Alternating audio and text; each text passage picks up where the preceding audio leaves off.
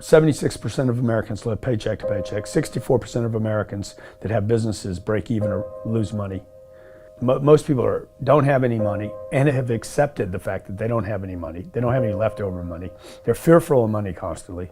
They overspend. They don't know how to produce money. They definitely don't know how to multiply it. The land of the brave and the home of the free, it's not even close to the truth. It's just important for people to understand that complaining has no value. And if you complain about not having enough money, work more. If you complain about not having work-life balance, spend more time on vacationing in your family. It's super simple. Let your actions dictate instead of sitting there and feeling like you're not in control. Poor people say, I can't afford it, I can't do that, I don't have time.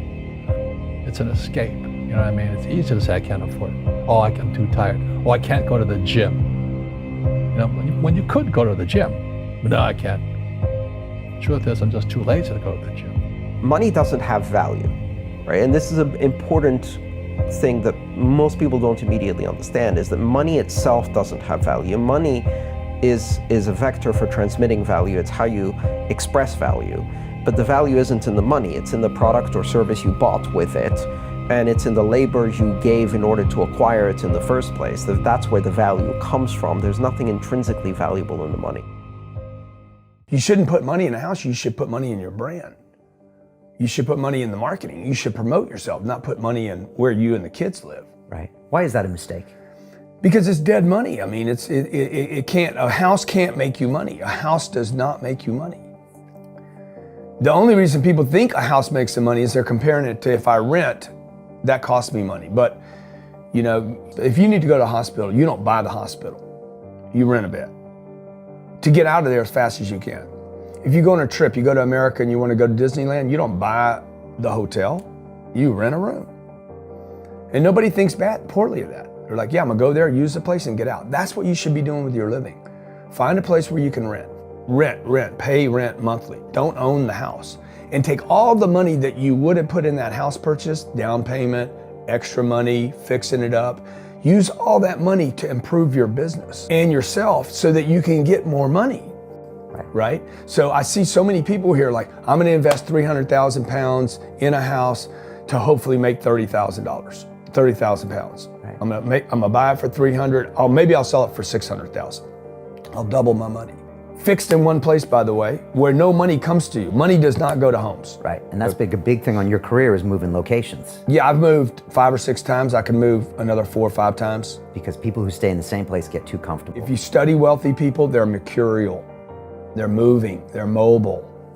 They're not talking, Warren Buffett and Bill Gates do not talk about the home they live in. They talk about the places they're going to. They go meet money, they go meet wealth, they go meet connections. People are stunningly accepting of anything if they actually believe that's the purest form of it.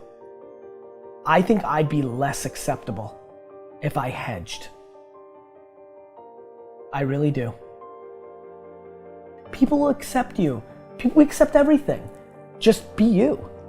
Be you, and clearly people like react. When you're trying to fake something and you've got bad intent, well then that's visceral and we hate.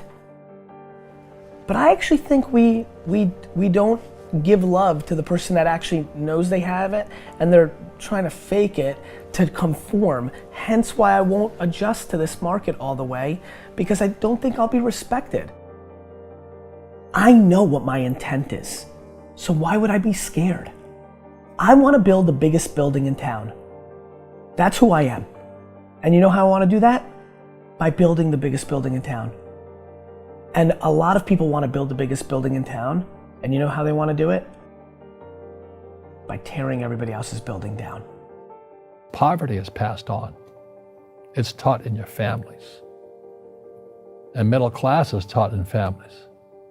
And so the people right now who are sitting at home, who are struggling financially or worried about money or unhappy, they may be making a lot of money, but unhappy with what they're doing, it was probably taught to you. You know, your super ego was taught, get a job, work hard, or you'll never be rich, or the rich are evil, or whatever. And until you change your mindset, Correct. Money won't help you, right? Correct.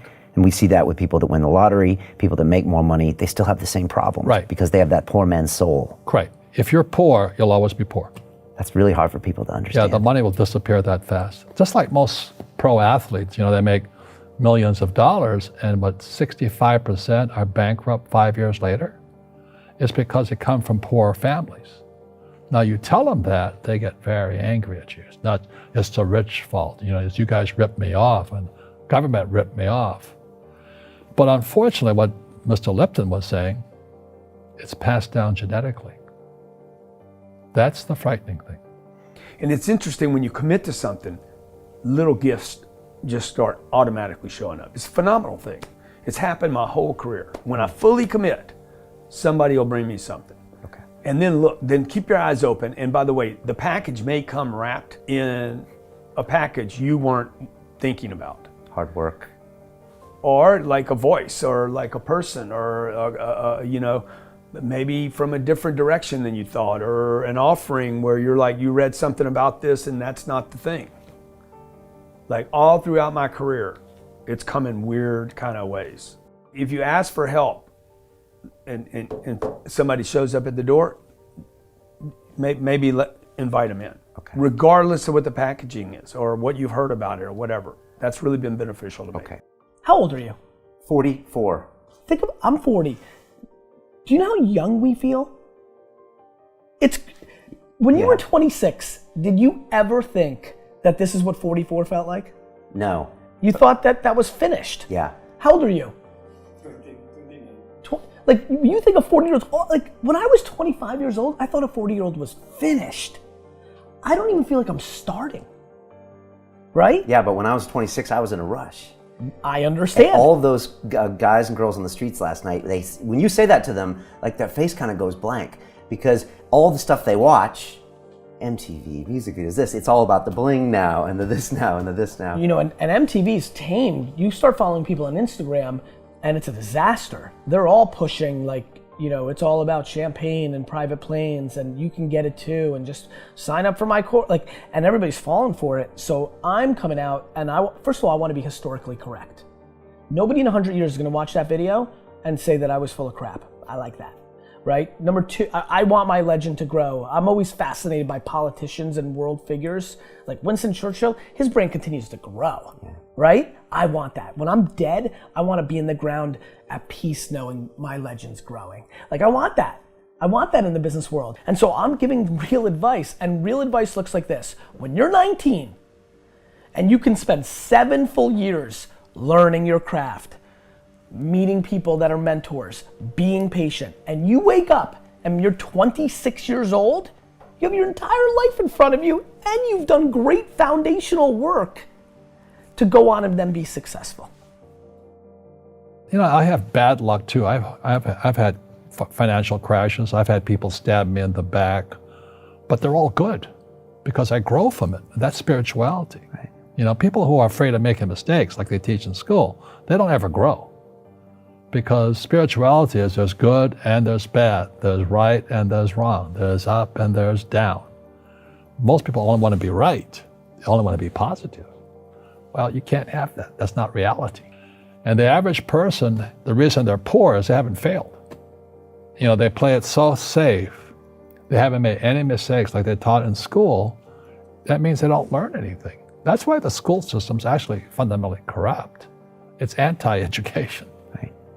Don't make mistakes and don't ask for help.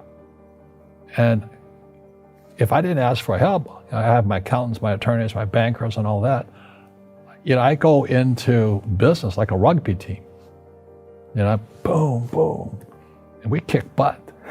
But the average guy is standing there, I'm an A student, I'm going to do this all on myself, and a bunch of rugby players run you over, and you go, well, they're not playing fair. You're playing stupid. You should have a team. You should have accountants, attorneys, and bankers and all that stuff. But that's not the game I want to play. I said, then don't play the game. The game of business is played with accountants, attorneys, bankers, hate to say it, politicians. You got to know the game. I don't want to hustle. I want to prosper. I don't want to grind. I want to create a machine that monetizes. I'm not shameful of money. I want money. I want a lot of money. I want to give money away. I want to raise a lot of money. You can't do that if you're broke.